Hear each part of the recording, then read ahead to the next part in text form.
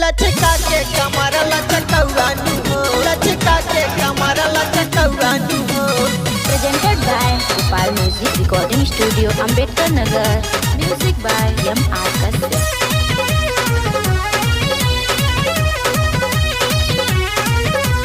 आइलू है नाचे नाचा ये गोरी लचका के कमर लचकौआनु हो, लचका के कमर लचकौआनु हो। आइलू है नाचे नाचा ये गोरी लचका के कमर लचकौआनु हो।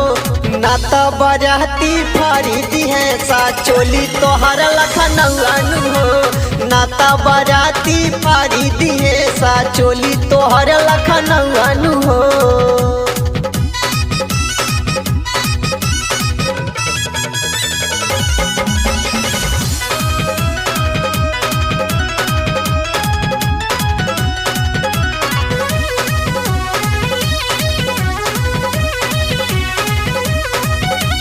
नाचा गोरी ठीक से हम देह बदू हजारा।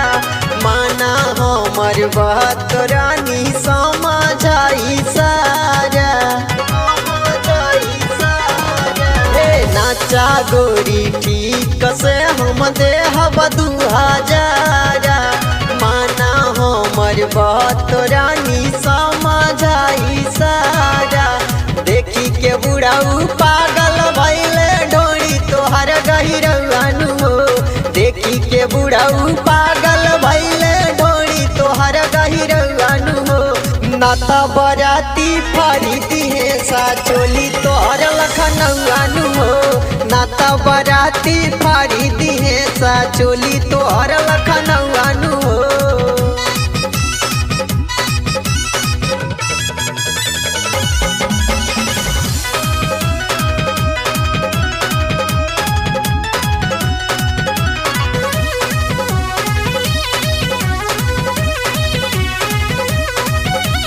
मोनू राजा लूटली है गोरी तोर खजाना।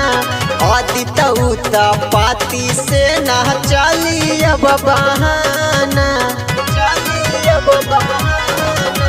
मोनू राजा लूटली है गोरी तोर खजाना। आदित्य पाती से ना चली अब बहाना।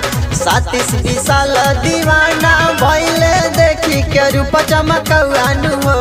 37 विशाल दीवाना भइले देखी के रूप चमकौआनु हो।